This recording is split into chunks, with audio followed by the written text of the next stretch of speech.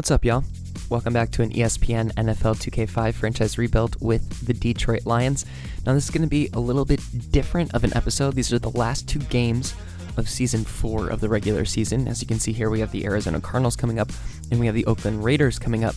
Now, I recorded this when I had gotten my new computer, and I didn't realize that my OBS settings had switched back to recording everything on the same timeline, so I had my gameplay audio baked in with my commentary audio as we take a look at Carson Palmer. Shout out to the Miami Dolphins series. He landed in Arizona this time around, now in a 91 overall as the Arizona Cardinals quarterback. So this one, we're going to just have me doing the highlights of these games. As you can see, when we first started the episode, we were 13-1. We are coming off of that loss to the Chicago Bears, although we have locked in home field advantage. As you can see here, this elite duo of Peerless Price and Anquan Bolden also on the Arizona Cardinals, and then switching over to their elite and leading defensive players, starting with Adrian Chambers, and I believe the second one we're going to see here is Dexter Jackson, who, spoilers, had himself a game in this one. But anyway, as we get into it, you're going to get my highlights, and it's not going to be the full game. As you can see, this episode's only about 23 minutes long, so we're going to hit all of the important parts going into the playoffs, which I believe I fixed the audio for moving forward. I'll have to double confirm that. Maybe I'm totally wrong, and it's going to be another one of those highlight videos, but we do have some injuries. Zach Thomas is still hurt. We're starting to sit some guys, and we're going to jump right into this first matchup of two against the Arizona Cardinals. Both of these matchups are at home, so we'll be playing in front of our Lions fans to close out this wonderful season. The game decided to highlight Carson Palmer. There you can see he's having a fantastic season. 3,200 yards, 22 touchdowns, and 4 interceptions. The Cardinals would get the ball on the first drive. They're sitting nice and deep into the Lions territory on 3rd and 9, and he hits a streaking Peerless Price over the middle with 2 defenders draped all over him to keep the drive alive in the first quarter. Time winding down, they're closer to, let's say, the 25 to 30 yard line on this one. Carson Palmer dropping back, looking for an open receiver, moves forward, throws it over to the left side. It looks like it bounces off of Hunt's back, and that's going to be an incomplete pass and a 4th down. This is going to lead to a field goal for the Cardinals. The kick is up, and the kick is good, and so the Cardinals strike and draw blood first, going up by a score of 3-0. Drew Brees and the Detroit Lions taking over. He drops back to pass, throws it over the top to Dewey Walters, who has the ball. Dexter Jackson misses his assignment, dropping underneath the lob pass, and he barely gets chased down at about the 5-yard line. That's a 1st and goal opportunity. The Lions striking straight back at the Arizona Cardinals. Carr getting the first carry, going to get stopped right at the line, bringing up a 4th and goal, and that's going to do it for the Lions drive right there. We'll take the field goal by Casey, and we will tie that score up 3-3 with just about 3 minutes left in the first quarter. Zooming down about 20 seconds later, we got a 2nd and 7 in the Lions territory. We got a delayed handoff to Justin Fargas, who sheds 1 tackle. Sparks, just terrible pursuit on that one, gets tackled way down the field for a 1st down, and then some from the speedy Justin Fargas. A little bit later, we have 3rd and 7 for the Arizona Cardinals. Carson Palmer dropping back, throwing it deep over the top. You would have thought that one was going to fall incomplete, but it gets snagged by George, their 3rd receiver, who's in the 80s. Another spoiler, not the last time you're going to hear George's name today. Fargas gets the long run out to the left side. I believe this was the very next play, and Fargas goes absolutely untouched into the end zone, and the Arizona Cardinals, with the extra point, will go up 10-3, and we're still in the first quarter, so a lot of stuff happening in this first quarter, and I believe we will stay.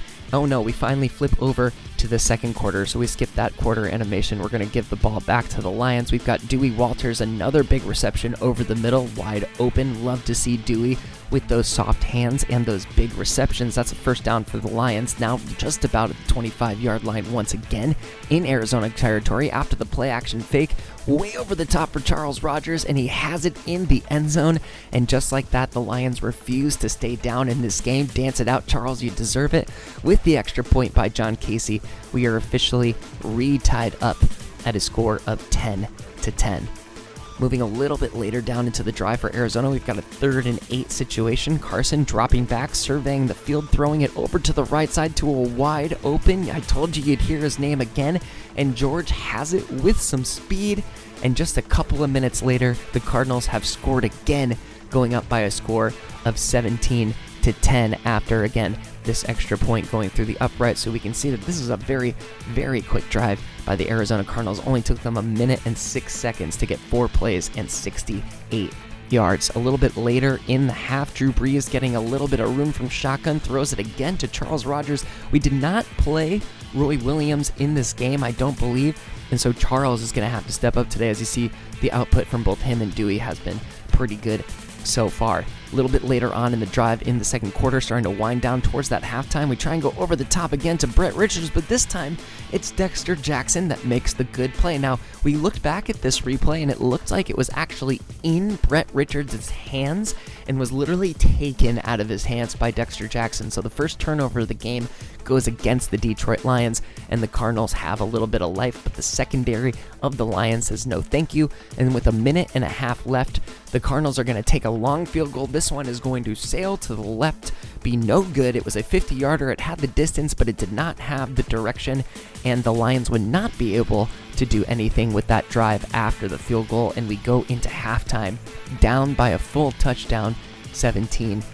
Taking a look at the stats, you can see that it's pretty even almost across the board. That one glaring stat is those 9 rushing yards, and if you couldn't tell, Deshaun Foster is not playing in this game because we want him to be healthy for the playoffs. Now, Richard George, as we mentioned, 2 receptions, 86 yards, and that big touchdown. He has absolutely been a game changer for the Cardinals. But we start in the third quarter going down the field. John Lane bobbles it, almost drops it, and gets the first down. Point that goal line, young fella. We're still driving here in the third quarter. Over the middle, dangerous pass, going to get knocked away from Charles Rogers. He can't catch all of them, especially when Drew puts him in precarious situations.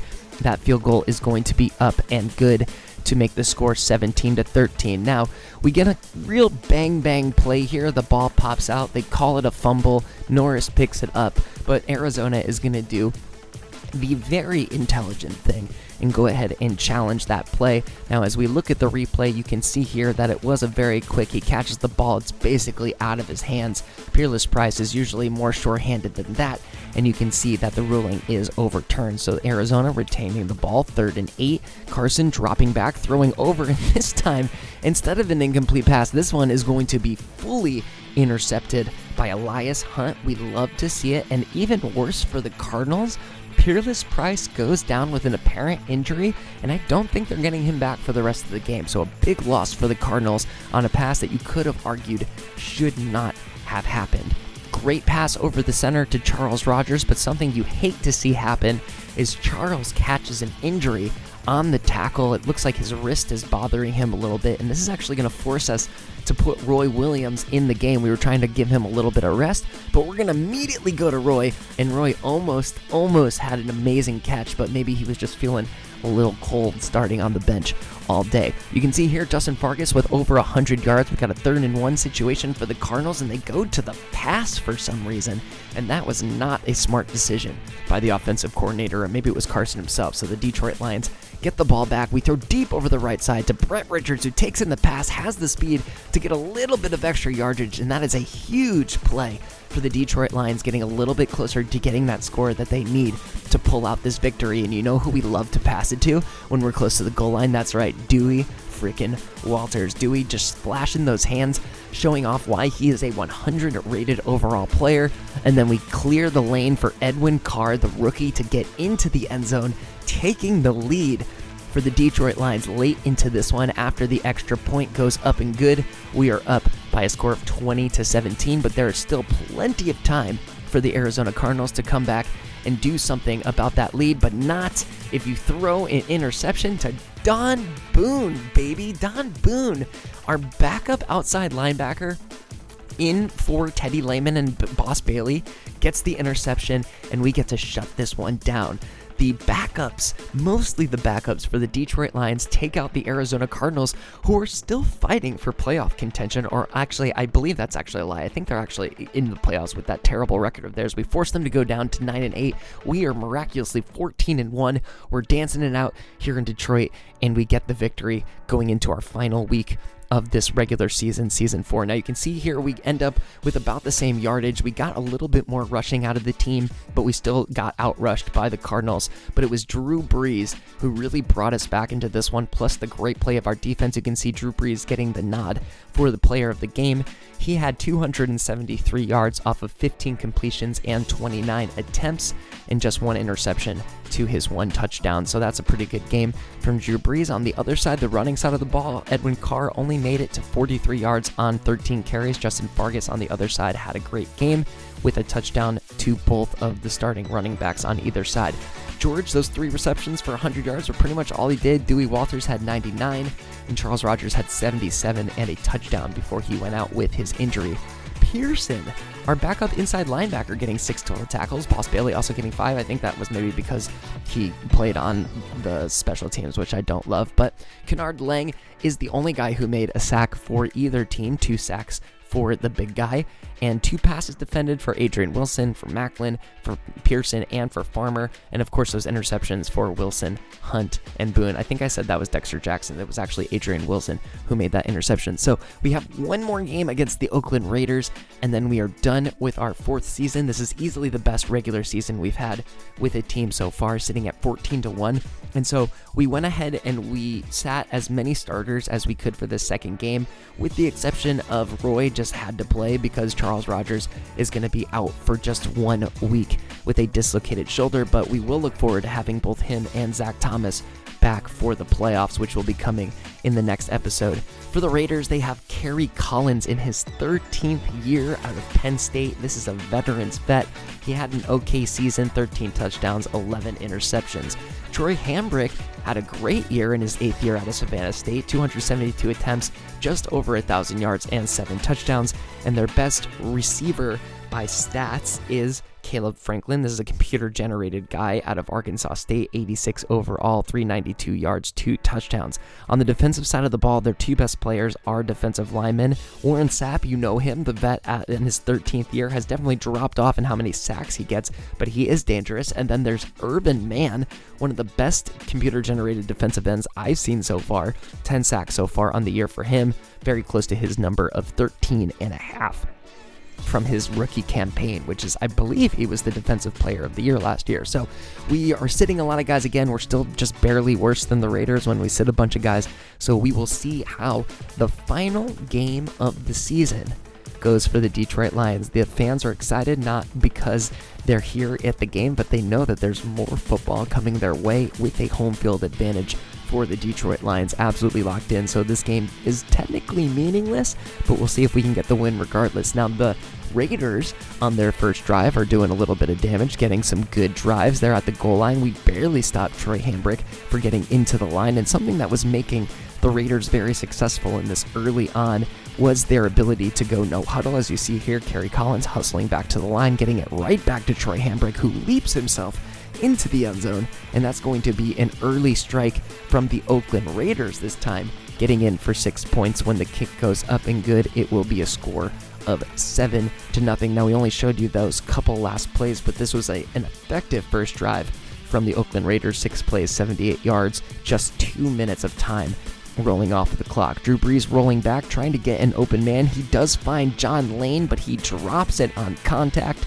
So the Oakland Raiders force, I believe, if not a 3-and-out, close to a 3-and-out, and the Lions are forced to play defense yet again. Kerry Collins dropping back, throwing it over to the left side, and when the ball bounces around wildly, who else but Don Boone, getting his 2nd interception in 2 games, his 2nd interception of the episode, giving the ball right back to the Detroit Lions. Now, remember that play we had with Dewey that worked all the time? It straight up did not work that time, and a couple of times in this game. Dewey having a little bit more bricks for hands in this one, forcing the 3-and-out. Now, Kerry Collins flashing the speed, getting way down the field on the scramble, didn't see anything downfield, and we go into the first quarters, ending by the Lions down by a score of 7-0.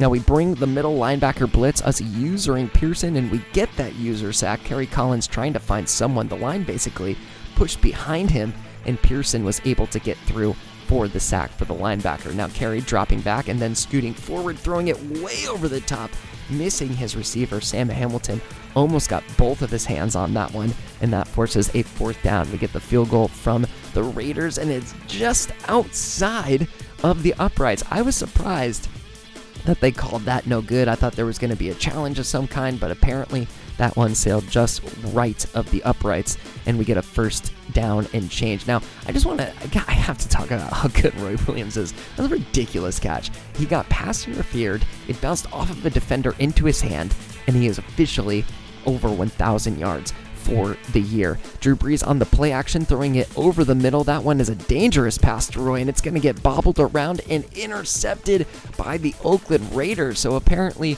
the bobbling balls into the hands of the linebackers is a thing of this game. I'll pause for a moment on that one. And the Oakland Raiders are able to not get a lot of yardage, but they are able to take the field goal. 8 plays, just 30 yards. They take a minute and a half off the clock, and the Detroit Lions are trying to make something out of what time they have. Now, Drew throws a great pass that's called out of bounds, even though you can clearly see both of Roy's feet in the field when he comes down. The booth very intelligently decides to review it. Roy making his case over on the sideline, and they agree with him. That call is overturned, and the Lions have an opportunity to get a score before the half is over. We throw it over the middle to John Lane, who makes the reception. We call timeout. I believe that's our first timeout. 24 seconds to go on the play action, and Drew Brees is going to take an absolute shot right there. We call our second timeout. There's just about 20 seconds left in the half here. We drop back with 2nd and long, rolling a little left, throwing it left. Roy Williams makes a fantastic catch, gets tackled, and we call our 3rd timeout of the half. Now, this is very important. We decide to go for it here. We end up getting sacked again by Ike Mann, who else? And we run out of time before getting the field goal off. So us getting greedy ends up biting us in the butt, and we end the half with nothing. Zip, zilch, down 10-0. I believe at this point I was kind of thinking we were maybe in a little bit of trouble because we couldn't run the ball again, only 7 yards in the first half. That's a little bit of a trend. We weren't doing that great with the pass. We weren't doing that great with the time of possession.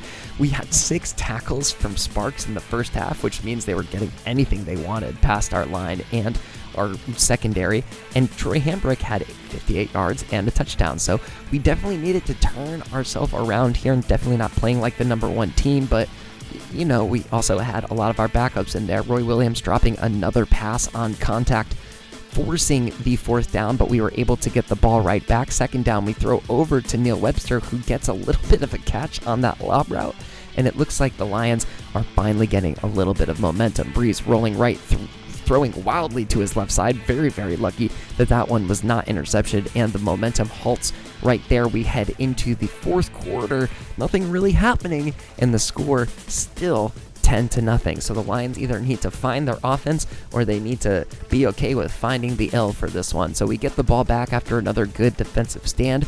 Brees dropping back, surveying the field, throwing over to the right side to this time an open Roy Williams, who has nothing but field in front of him. He snags the pass and he waltzes his way into the end zone.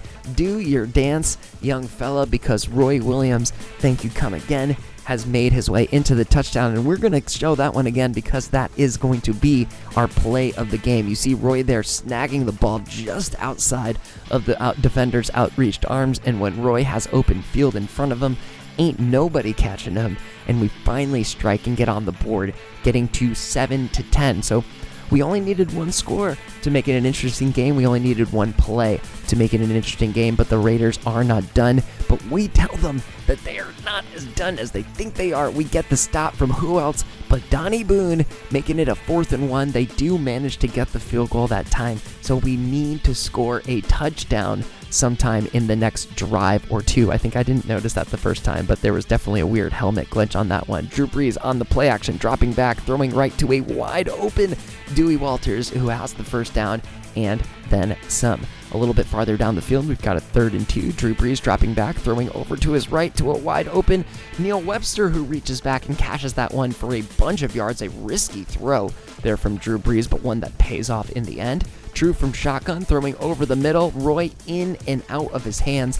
That leads to a 4th and 8 situation. At this point, we got to go for it. 4th and 8. Drew dropping back, throwing to the right side to Dewey, who can't hold on to it, and the Lions turn the ball over on downs. The crowd cannot believe it. They're super disappointed in their 100 overall tight end, but there is still some life left. 2nd and 9, Troy Hambrick with the run, getting taken down, stuffed early. That's only a 1-yard gain. We're going to call a timeout there now that we're underneath the 2-minute warning. Hambrick getting the toss, that's usually our kryptonite, but Farmer is in there for the tackle. We take a timeout, and we get the ball back with 1 minute and 43 seconds, which is plenty of time to do some damage. Drew Brees gets to the outside, doesn't see anything he likes, sneaks out of bounds before getting tackled. Smart play by Drew, moving the chains and giving us a first down. That time we hit Richards on the quick slant on 2nd down to move the chains once more. The clock is ticking, but we are not going to take the timeout. We drop back with another throw over the top to Roy Williams, and he can't hold on to it. Drew just short-armed him on that one, and Roy's not able to hold on to what would have been a huge pass for the Lions. Drew rolling right, throwing it left just outside of the outstretched arms of Neil Webster. That would have been a beautiful play, but Drew did not have the accuracy for it, but he has the accuracy to find Dewey Walters over the middle. That time Dewey holds on to it. We've got about 30 seconds left in the entire game, so we take that final timeout that we were trying to avoid for as long as we could. First down, Drew dropping back, rolling left, avoiding the sack, deciding to take it again, getting past that first down line and out of bounds. 5 seconds come off the clock, but we have a fresh set of down and a stopped clock. Rolling back again, throwing over the middle for Brett, who has it in his hands, and he drops it on the contact. 16 seconds left to go in the game. 3rd and 10. This is a huge play, and we decide to go for it again. Brett has the step on his defender, reaches back, and this time he snags it out of the air for the tying touchdown. All we need is the extra point. John Casey punches it through.